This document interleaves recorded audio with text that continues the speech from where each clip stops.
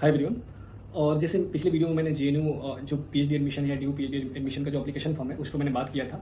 और उसी में वीडियो में मैंने बोला था कि मैं इस अगले वीडियो में ड्यू पीएचडी एडमिशन प्रोसेस के बारे में ब्रीफली मैं कोशिश करूंगा वहाँ के जो एडमिशन प्रोसेस है उसको समझा जाए और उसकी प्रक्रिया जो भी है, खासकर जो ड्यू में नहीं पढ़ते हैं, जो स्टेट यूनिवर्सिटी से आते हैं, उनको दिमाग में रखकर मैं ये वीडियो बना रहा हूँ कि खासकर ड्यू एडमिशन प्रोसेस को समझें, या जो ड्यू में भी है, ड्यू एडमिशन प्रोसेस को नहीं समझते हैं, उनको हेल्प हो सके इस वीडियो के माध्यम से मैं कोशिश करूंगा। और इस वीडियो में कोशिश करूंगा ड्यू एडमिशन के जो भी प्रोसीजर हैं उसको स्टेप बाय स्टेप मैं कोशिश करूंगा समझाने का। तो देखिए, सबसे पहले तो सभी आप जानते हैं कि ड्यू इंडिया के एक टॉप इंस्टीट्यूट है और पब्लिक इंस्टीट्यूट है। और आप अगर देखें तो वहाँ पर अलग अलग डिपार्टमेंट हैं आपके, और काफ़ी पीएचडी के काफ़ी बम्पर सीट आते हैं वहाँ पर, काफ़ी अच्छी खासी सीट आती है। और दूसरी बात जो मुझे लगता है सबसे इंपॉर्टेंट है कि वहाँ पर पीएचडी एडमिशन में जो हिंदी मीडियम के स्टूडेंट हैं, जैसे मान लीजिए पॉलिटिकल साइंस हैं या फिलोसफी हैं, या वहाँ पर अगर आप देखें हिस्ट्री है, तो हिंदी मीडियम के जो स्टूडेंट हैं उनको भी एकोमोडेट करने की कोशिश करते हैं। जैसे दूसरे टॉप इंस्टीट्यूट में जाइएगा, हैदराबाद या जेएनयू, तो हिंदी मीडियम के जो स्टूडेंट हैं उनके लिए स्पेस काफ़ी कम है, ठीक है। तो उस मामले में आपका ड्यू थोड़ा सा एकोमोडेटिव है, ड्यू में थोड़ा सा स्पेस मिल जाता है हिंदी मीडियम के स्टूडेंट हैं।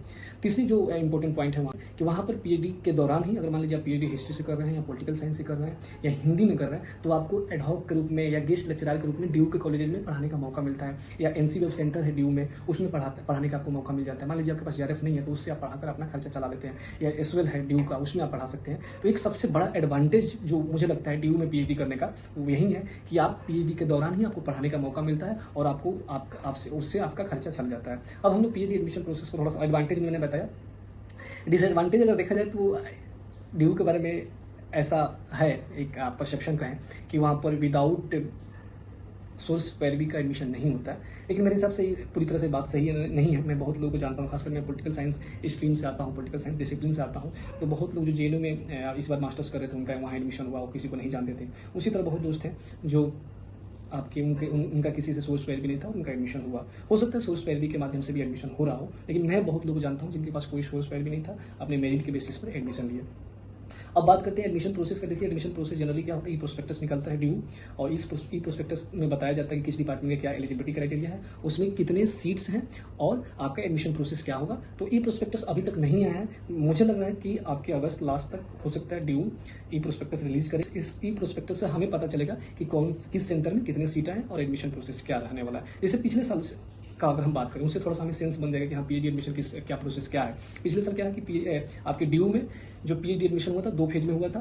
फर्स्ट फेज में जेआरएफ के थ्रू सीट भरे गए थे और आपके 60% सीट जेआरएफ के थ्रू भरे गए थे और 40% सीट कुछ जो आपके वहाँ के डिपार्टमेंट है, जैसे department of political science, 40% seat entrance exam और नेट के थ्रू भरे गए थे। मुझे इस बार लग रहा है कि इस बार एडमिशन आपके जेआरएफ और नेट स्कोर कार्ड के बेसिस पर होने वाला है, कोई एंट्रेंस एग्जाम नहीं कंडक्ट कराया जाएगा। तो मुझे जहाँ तक लग रहा है कि इस बार हो सकता है कि एक फेज में ही एडमिशन हो जाए, कोई अलग से जेआरएफ की सीट नहीं निकालेंगे। या हो सकता है दूसरी पॉसिबिलिटी ये भी है कि जेआरएफ के थ्रू सीट अलग से भरे और नेट स्कोर के कार्ड के बेसिस के थ्रू अलग से सीट भरे। लेकिन मुझे जहाँ तक लग रहा है कि 2 प्रोसेस नहीं करेंगे, क्योंकि उसमें काफ़ी एडमिनिस्ट्रेटिव टाइम जाता है, एडमिनिस्ट्रेटिव खर्च होता है। तो मुझे लगता है ड्यू इस बार जो एडमिशन प्रोसेस चेंज हुआ है, तो हो सकता है कि एक ही फेज में एडमिशन को कंप्लीट कर लें।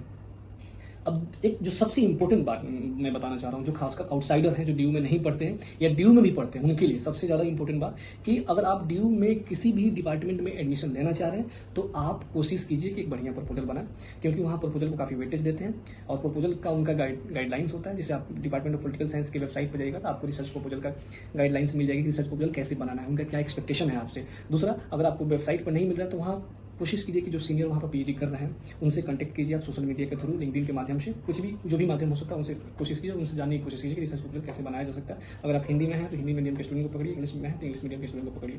थर्ड, जो सबसे ज़्यादा इंपॉर्टेंट है कि कोशिश कीजिए कि जिस एरिया में आप काम करना चाह रहे हैं, जैसे एग्जाम्पल लीजिए, आप मान लीजिए पॉलिटिकल थॉट में काम करना चाह रहे हैं, या आप आईआर में काम करना चाह रहे हैं, या आप मान लीजिए पॉलिटिकल थ्योरी में काम करना चाह रहे हैं, तो आप कोशिश कीजिए कि उस सब्जेक्ट पर या जिस सब्जेक्ट पर आप काम करना चाह रहे हैं या जो जिस सब डिसिप्लिन पर आप काम करना चाह रहे हैं उसके जो एक्सपर्टीज फैकल्टी है उस फैकल्टी से इंटरेक्शन करने की कोशिश कीजिए कि सर मैं इस टॉपिक पर काम करना चाह रहा हूँ। जैसे मान लीजिए मैं पॉलिटिकल थॉट पर काम करना चाह रहा हूँ, तो मैं पॉलिटिकल थॉट के जो फैकल्टी हैं वहाँ पर जो पढ़ा रहे हैं उनको लेकर अपने आइडियाज जाकर शेयर कीजिए, कोशिश कीजिए सर मैं इस टॉपिक पर रिसर्च प्रपोजल बिल्डअप करने की कोशिश कर रहा हूँ, आपका फीडबैक लेना चाह रहा हूँ और मैं चाहता हूँ कि आगे भी आपका सपोर्ट और फीडबैक मिलते रहे। उससे क्या होता है कि आपका इंटरेक्शन होता है तो थोड़ा सा उसका एक साइकोलॉजिकल आपको एज मिलता है। जब इंटरव्यू होता है, वो फैकल्टी बैठा रहता है तो आपको फैकल्टी को लगता है कि हाँ, एक बंदा काफ़ी सीरियस था या जो स्टूडेंट था काफ़ी सीरियस था।